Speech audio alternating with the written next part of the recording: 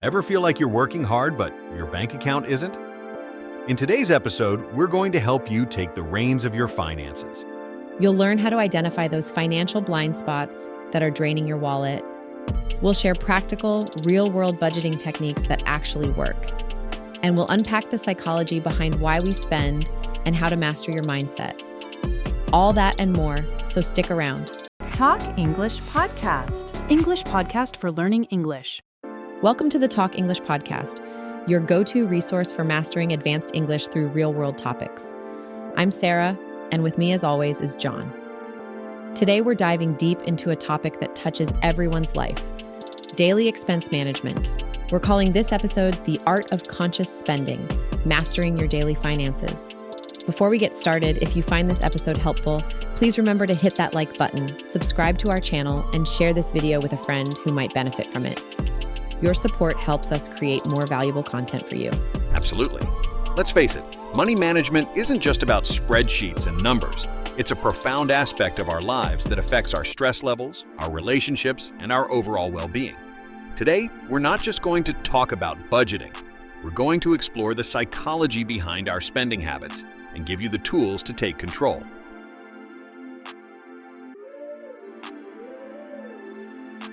So, John, let's start with the elephant in the room. Why do so many people, even those with a decent income, feel like they're living paycheck to paycheck?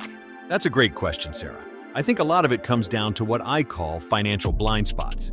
These are the small, seemingly insignificant expenses that fly under the radar, but collectively add up to a small fortune. It's not the rent or the car payment that's the problem. It's the unassuming little drains that slowly eat away at your financial security. Could you give us a few examples? I think listeners can relate to this. Of course. Think about the daily ritual of buying a premium coffee. It might only be $5, but over a month, that's $150. Over a year, that's $1,800. Then there are all those subscriptions, that streaming service you never watch, the app you used once and forgot about, or the gym membership you haven't used since January. These are the micro expenses that become macro problems. That's so true. It's the death by 1,000 cuts for your wallet. I'm guilty of this myself. I recently looked at my bank statement and was shocked to see how much I was spending on food delivery apps. It felt like I was hemorrhaging money. I'd order takeout every other night because I was too tired to cook. Individually, each order was manageable. But when I saw the cumulative total, it was a real wake-up call. Exactly. That's a classic example of lifestyle creep, where as your income increases, your spending naturally increases with it, often on things you don't even notice. We tend to focus on the big expenses like rent or a mortgage and completely overlook the minutiae. This phenomenon is a serious impediment to building wealth. We often feel we deserve to spend more because we're earning more, without considering the long-term impact. It's almost a form of self-sabotage, isn't it? We work hard to earn money, only to let it slip through our fingers on things that don't bring us lasting value. The key, I think, is to become an active observer of our own spending habits. You can't fix a problem you don't know you have. That's where it all begins. And to our listeners, we have a question for you. Think about your own habits. What's one small recurring expense that you find hard to cut? Let us know in the comments below. We'd love to hear your experiences and maybe even offer some advice.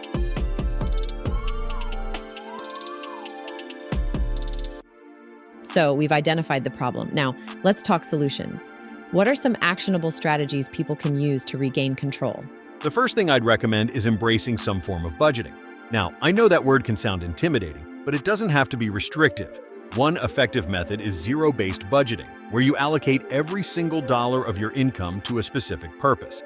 For example, if you earned $4,000 a month after tax, you might put $1,500 toward rent, $500 toward groceries, $300 toward utilities, and so on, until your income minus your expenses equals zero.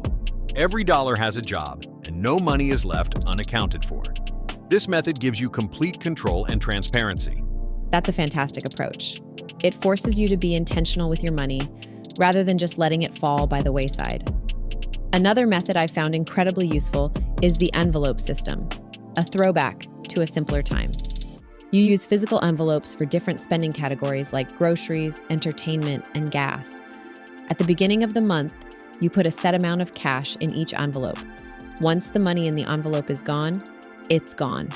This simple, tangible approach provides an immediate psychological barrier to overspending. That's brilliant. It makes your spending tangible and forces you to confront your choices. If you're at the store and your groceries envelope is empty, you can't buy anything more. It's a powerful tool for visual learners who need to see where their money is going. These old-school methods can be just as effective as modern digital tools, if not more so, because they create a real, physical connection to your spending habits. Speaking of which, for our listeners who want a more in-depth look at managing their habits, we highly recommend checking out our video, The Secret to Saying No and Why It's Good for You. It's a great companion piece to this podcast because saying no to unnecessary spending is a crucial skill. Learning to decline invitations to expensive outings or resist the urge to buy something just because it's on sale is a form of financial discipline that is often overlooked. Absolutely. It's a vital skill, and it requires mental fortitude. It's about being able to stand your ground against both internal desires and external pressures. And just a reminder, if you're enjoying this content, please give us a thumbs up and leave a comment. Your engagement truly helps us reach more learners and grow our community.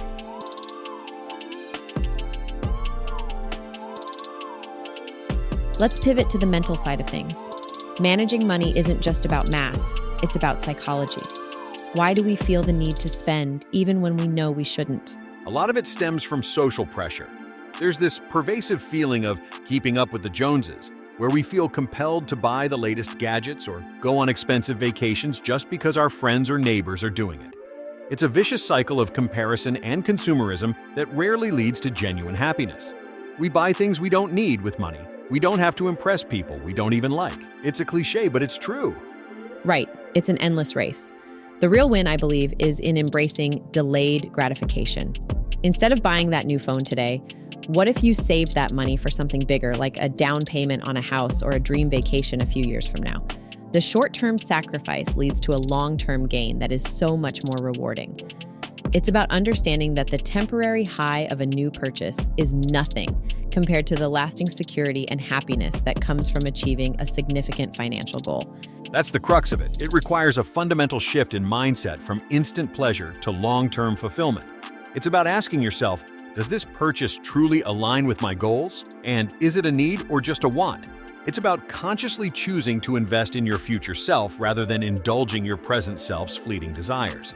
This is a crucial element of financial maturity.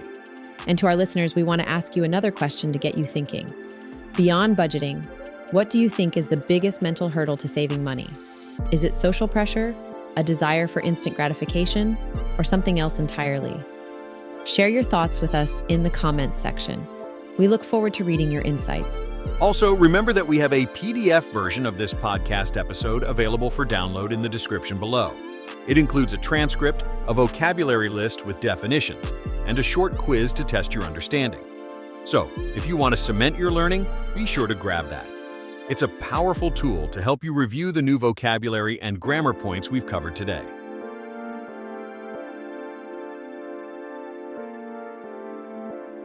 For those who prefer a more high-tech approach, what are some of the best digital tools for tracking expenses?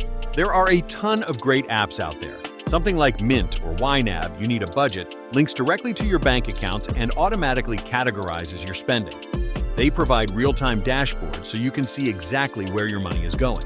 The key is to check them regularly. A quick 5-minute review each week can make a huge difference in staying on track.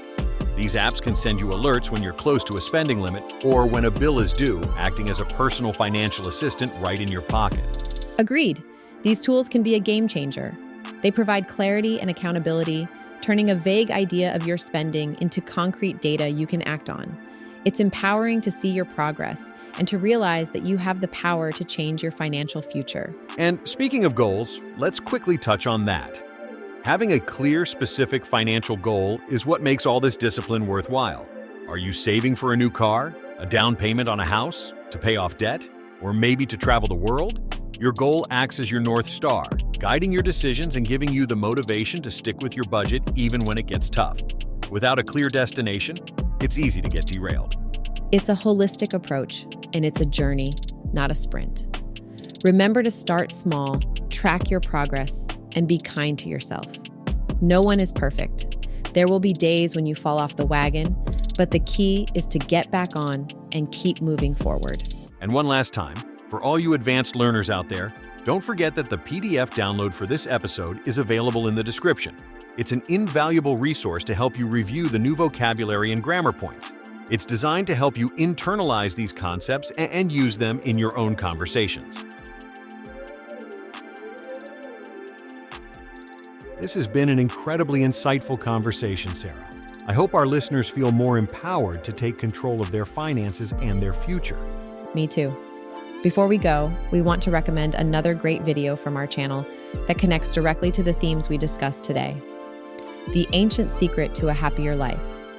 It explores the idea that true contentment and happiness often comes from within, not from what we buy or what we own. That's a perfect note to end on. If you haven't already, please like, subscribe, and share this podcast. Your support makes a world of difference. Thank you for listening, and we'll catch you on the next episode of the Talk English podcast.